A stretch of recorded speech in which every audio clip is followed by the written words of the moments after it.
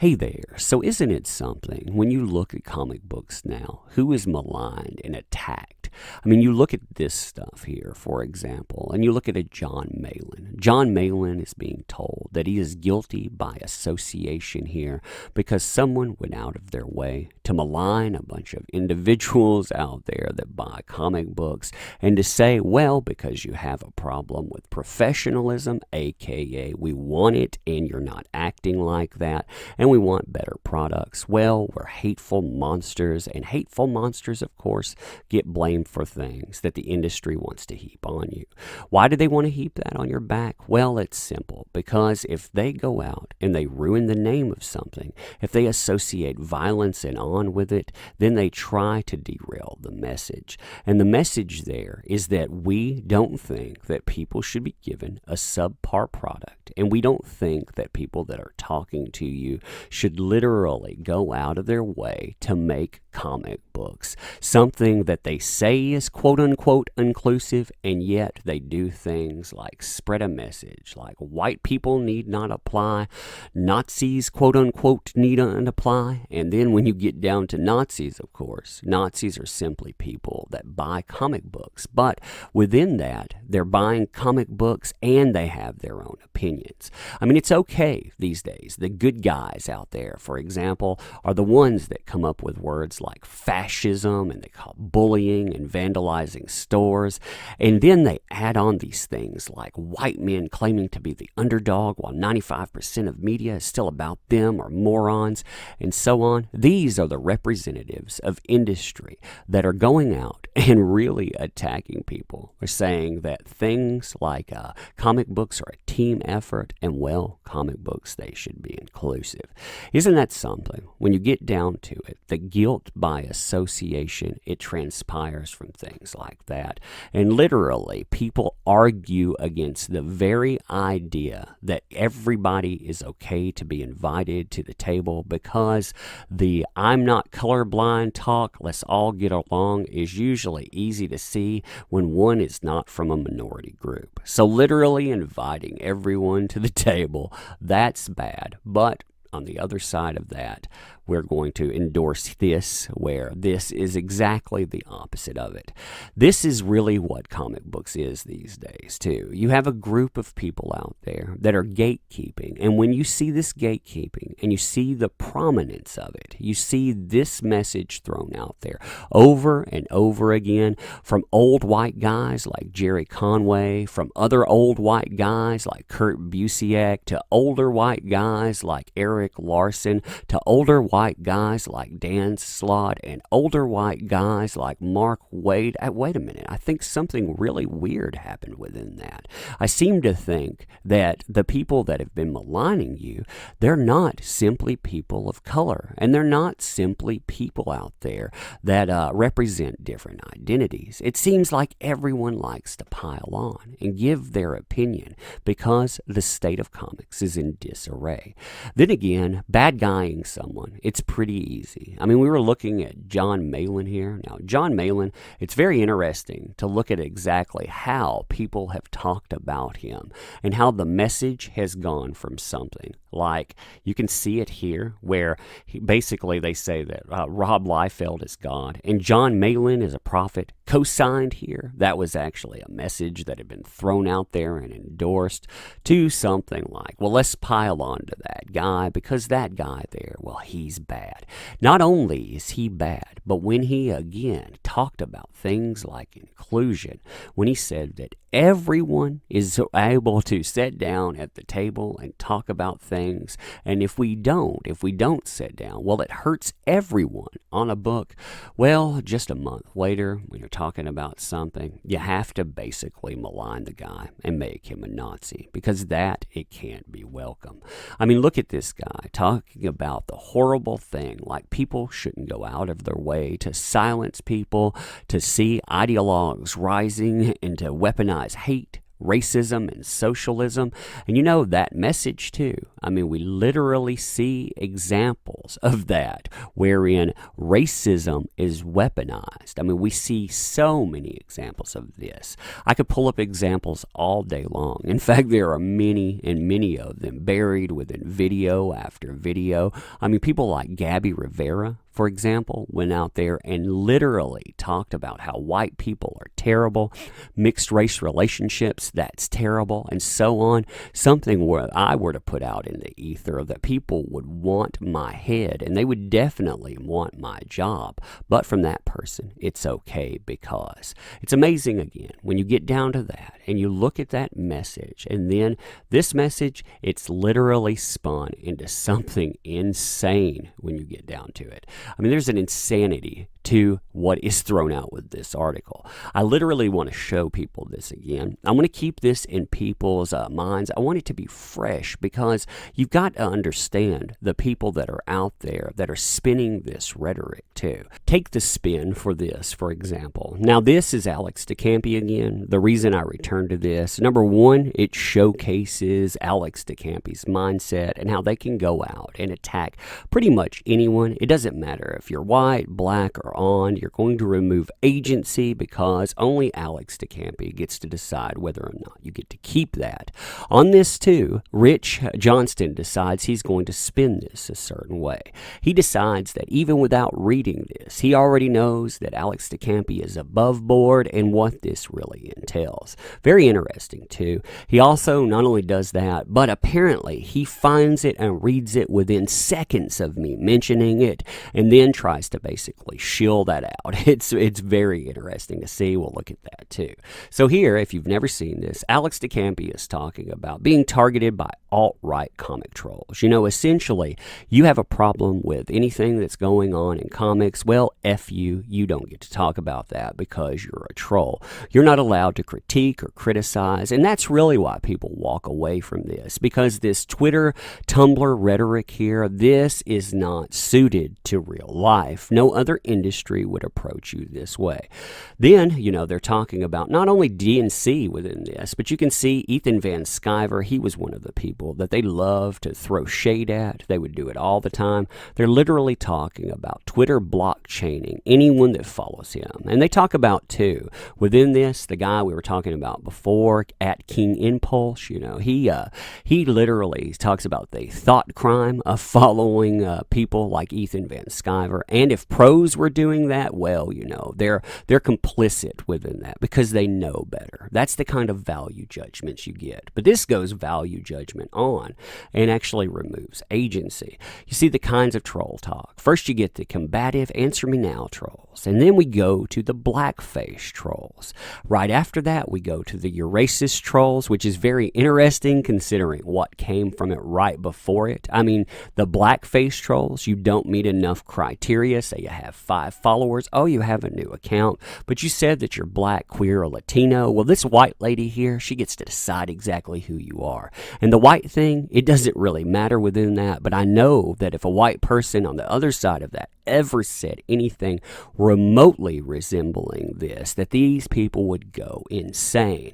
Then you also have the calls for violence. You know, I want to paint my nails in this red shade called the blood of my enemies. So literally calling you out for being a racist because, well, you are a racist within this stuff. You saw the post before talking about all those terrible white men out there. No, of course not. No racism here. Can't check into that. Now, when you mention this kind of stuff to Rich Johnston, you can see where I mentioned it before. He said, no, I hadn't come across it, but knowing Alex, from the go, I bet you're talking bollocks. Alex is way ahead of the game. And then literal minutes while he's still arguing, knowing that he has not hit the search parameter because he's still in there typing away.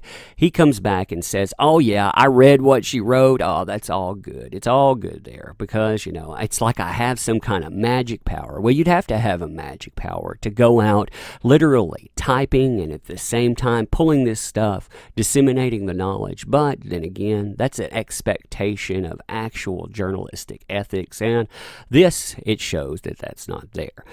Looking at this, again, trying to bad guy the guy who wrote that everyone should be included in something, that we need to remember it's a team effort. That guy, well, at one time, he decided to put up something in a book about Shell Beach. Now, that sounds terrible, I know, because it harkens back to, what's that? Dark City. Now, why is that bad? Well, it turns out from Rich Johnston's rhetoric anyway, that this is an alt-right reading of the movie. He goes into the why, and this is absolutely insane. This literally goes into the reptilian Pope kind of YouTube channeling. I mean, that's at the same level you're seeing. The Matrix is often used with the concept of choosing the red pill to evade social justice warrior version of reality, etc., etc. Ooh, but not only, they talk about how it's a diverse movie. So in Dark City, everyone is a lot more white. They talk about the plot here. So, with the critique here, Dark City is the film The Matrix pretends to be, both in general and for the alt-right. It is a film that explores the subject of meaning through memory, both individual and group. Tradition comes from a group of memory, race being the most primal group identity. And yes, it goes through that rabbit hole. So basically what he's saying is it's basically a dog whistle to the alt-right, because he put a sign in here from a movie he likes. Well, that movie, it's actually a whiter version of The Matrix. The Matrix talks about red pilling, and red pilling, that's something the alt-right says. That's literally the same level of intellect that we're getting from posts like this, where they're talking about guilt by association. But then again, don't let logic get in the way of this kind of stuff, because while you're at it, don't actually ask what's going on, don't actually have an opinion, and definitely don't call for inclusion or work on a project by someone that these people told, well, go out there and make your own project if you're just so good at it. It's amazing. I mean, when you look at this, like I said, the bad guying of it, you got to go out, you got to point the finger at someone, you have to ruin their reputation. This kind of stuff here, it's going to get someone sued. It's going to get someone sued big time as well, because this literally is hit piecing. I mean, that was written trying to destroy a career before, and this, it just carries that on. The guilt by association idea, and the thing that they try to associate, well, it's this thing that's being spun up to crime now. I mean, we don't know exactly what transpired in this place. Basically, a comic shop that got together with other comic shops behind the scenes to force capitulation between other people. They wanted to literally high pressure other shops into not carrying something. They were talking about intimidation tactics. That's leaked. The names of the places come up. So, of course, right after that, we have this quote-unquote break-in by Comicsgate. I mean, isn't that something, too? Not only that, the quote-unquote break-in by Comicsgate, we don't get a police report, because you know what happened? This person that is motivated by hatred, they're so angry that they break a panel, they walk into the place, and they still spare change. I mean, can you imagine that? Can you imagine a person not going in and wanting to destroy the place? When you start looking at that narrative, you want a police report, but these people, they didn't offer one. I find that very telling. And if you have a problem with me saying that, remember, these people brought as much proof saying that happened as I'm bringing proof to say, well, that probably didn't happen. Only I think my narrative makes much more sense when you look at it. When you look at the pictures of the place, you see statues in the background, for example. Those things were not broken. They didn't even knock a book out of place, and yet supposedly they broke in with hatred in their hearts. They wanted to do something malicious, and that malicious intent, well, again, breaking in, stealing spare change.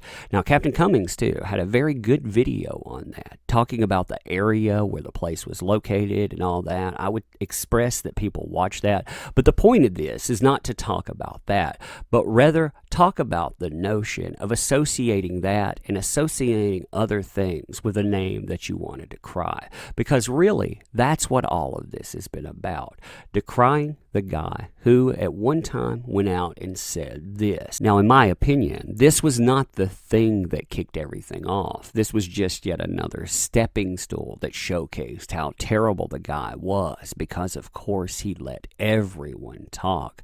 But, the disagreement with something else, I think that actually it put him on the radar for these people because he didn't apologize fast enough. Here, this was the first thing that really came up. And you notice the people that are attacking, well, we're talking about Bleeding Cool again, talking about the same group of people, because they have to go out and they have to rail on people that don't identify just like them. Looking at this essentially was Jon Malin being decried because he put breasts on Blink, and he said that he did not think within all of that someone should go in and they should edit that after the fact. You can see people that are complaining about that too. Oh, please fix that costume there. Why do you need to fix that costume there? Well, because you're not being cute and your glibness is not funny. Put women in something appropriate. It's 2017. I mean, can you imagine that kind of statement? This guy goes out and is saying that they need to put women in something appropriate. You need to go out and you need to dress women. You need to, because current year. Isn't that something to throw that on there? You got plenty of detractors. I'm asking that you respect women's bodies. How exactly does that work too? I'm wondering, if you go and you say cover up, put on more layers there, are you respecting women's bodies with that? I mean, where is that level? I find it amazing that people want to use words like respect. They want to use words like male gaze, but at the same time, they want to say things like women, they can dress however they want. Women also, they can be born with large breasts. That does happen. Some women have quite large breasts, but that can't happen in comic books because those people, they don't need to be represented. We need representation, but we don't need representation like that because, and well, Jon Malin, he responded to that, and well, his response there, plus, inviting in the wrong people, and then doing something that these people didn't like, where he was a part of a franchise now that has made well over $300,000 while it's being funded. Nope, that's a bridge too far. I'm always amazed by this stuff. When I look into it, I am totally amazed by the blowback to people like a Jon Malin when I look at things like I pointed out, the Alex DeCampi portions, and that is just one person out of so many out there. I mean, when you compare them, if you look at the words that they throw out into the ether, who would you say is the bad person here? I mean, who is the person that is going out and maligning people because of their race, going out and attacking people that literally buy comic books and trying to trade the currency of consumer for the currency of Twitter like? It's interesting when you watch people walk away from an industry, they're saying, I give that money. And the industry, it doesn't care. It doesn't care at all. The people that it represents, not just the Marvels too, but when you look at, say, an Image Comics, where you have the creators of something putting it out there under that name, and well, when that company decides to target people and gets a few Twitter likes for it, but consumers say, I'm done, I'm leaving,